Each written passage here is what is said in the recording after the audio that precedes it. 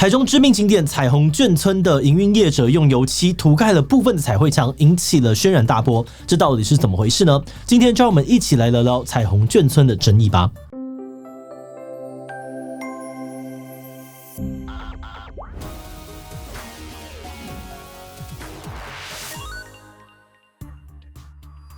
Hello， 大家好，我是志奇。彩虹眷村呢，以缤纷的彩虹墙闻名哦。7月底的时候就传出营运眷村的彩虹文创公司因为合约纠纷刷漆涂盖了部分的墙面。而最初在这个眷村作画高龄98岁的彩虹爷爷得知之后，痛骂彩虹文创负责人魏批人是大坏蛋。但魏批人出面喊冤哦，说是因为台中市文化局突然强制他们搬离眷村，他们逼不得已才出此下策。而且那些墙上的画并不是爷爷的真迹，而是公司团队的作品，他们只是回复原状。那至于台中市政府则是强调彩虹眷村的这个土地、建物跟建物上面的绘画通通都是政府的，所以会对彩虹文创提告毁损。目前这三方呢也都是在各说各话，而相关司法案件也还在进行当中，没有办法有定论。所以我们今天会整理他们各自的论述，还有一些法律规定，来跟大家一起聊聊彩虹眷村的画到底是谁的，彩虹文创的行为是恢复原状还是毁损呢？那在开始之前，按照惯例先进一段工商服务时间。你的家里有养猫猫或狗狗吗？那以下这个由台湾犬猫公益协库推动协会所发起的公益募资专案，千万不要错过。长期以来，台湾猫狗的血液市场因为还没有公开透明的机制，所以宠物遇到重大伤病时，饲主呢常常会找不到血源，要花很多钱才能够帮毛小孩输血。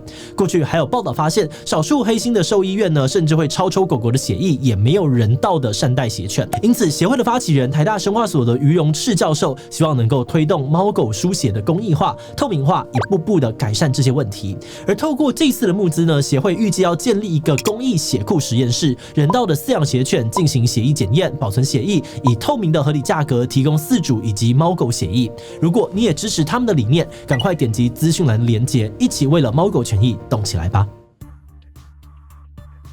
从2008年开始，当时85岁的荣民黄永富因为退休后的独居生活很无聊，所以开始在住家四周的墙上作画。而这个地方呢，是一座即将被拆迁的眷村。后来有大学生觉得爷爷的画很有特色，就发起了抢救彩虹村的活动。最后台中市政府也答应保留眷村。那整个事件被媒体报道之后，让爷爷跟这个眷村一炮而红，在疫情前每年都会吸引破100万人到访。但红了，是非纷扰就来了。大概从10年前开始呢，彩虹眷村就一再的卷入著作权争议。照法规来说，一个人的作品只要是原创，那在完成作品的那个瞬间，原作者就会自动受到著作权的保护。也就是说呢，理论上著作权都是爷爷的。不过后来就有很多人都跳出来说，他们也有著作权，这又是为什么呢？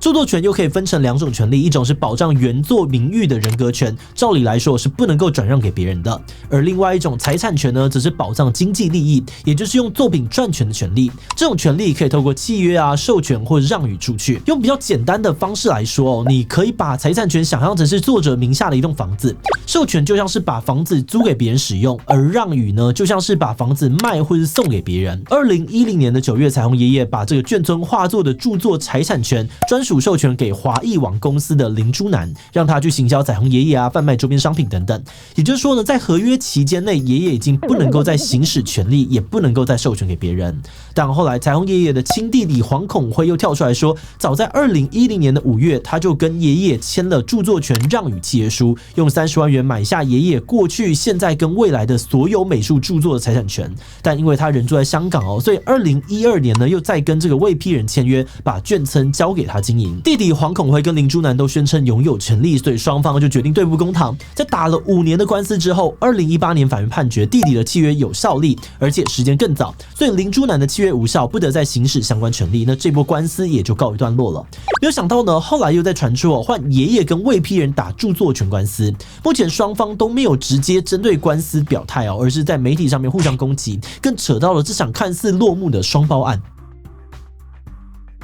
今年初，彩虹奶奶呢向这个媒体表示，爷爷其实是先跟林珠南签约的，但魏批人认识爷爷之后呢，就想要取代林珠南，特地呢叫这个远在香港的弟弟来台湾呢帮忙怂恿爷爷。奶奶说，2012年爷爷在魏批人教唆下跟弟弟签约，并把日期压在林珠南签约之前，而之后呢，魏批人再靠这纸假合约拿下了爷爷的授权。但后来魏批人不仅没有照说好的条件付钱给爷爷，还不断的骚扰恐吓，害2人怕的搬离眷村。结结果呢，魏批人还追上来让爷爷气得向他没给钱。魏批人则是强调，法院认证过他们没有伪造文书，而且当初弟弟是怕爷爷被人骗才买下著作财产权，但他人在香港，所以又交给魏批人打理。而至于自己该给的钱，他说1毛都没有少给，甚至还有加码。另外呢，他还指控彩虹奶奶廖汉秀呢才是心怀不轨的人，说他因为觊觎爷爷的财产，就在2013年跟爷爷结婚，后来甚至把人带离眷村拘禁起来。魏批人还说呢，爷爷是因为得了失智症，所以才一直被奶奶控制。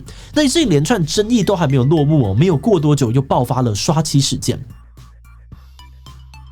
原本彩虹眷村是由政府委托彩虹文创来经营管理，而就在合约到期的前一天，7月30号，彩虹文创呢一行的14人把眷村里面大约6面的彩虹围墙都涂上了颜料覆盖，而全案目前呢由地检署侦办当中。魏批人表示，他们这么做是为了要抗议台中市文化局的行政暴力，因为从6月开始多次跟文化局表示想要继续经营，但都没有得到回复。结果在7月25号呢，临时收到了政府通知，强制团队要在7月31号前搬。那虽然文化局没有否认是7月25号才通知业者，但强调他们的公文上面明白写着，业者要按照这个条约规定返还房舍，并且保持彩绘墙面的原状。而且呢，这个文化局也宣称彩虹眷村的绘画是政府的资产，所以市府呢一定会告他们毁损。那对于这一点，魏批人就反驳说，他们刷漆就是在恢复原状，而不是毁损。因为彩虹文创团队5年前就接棒爷爷作画了，这次涂盖的本来就是团队的作品。不过目前他们并没有提出公开的证据能够证实这个说法。而另外，事后彩虹爷爷还说，那些彩绘全都是他一个人画的，团队只有帮忙修补。简单来说，一个刷漆事件让业者杠上爷爷，又杠上了台中市政府。不过在法律上面来说呢，这2起纠纷分别围绕着不同的法律权利。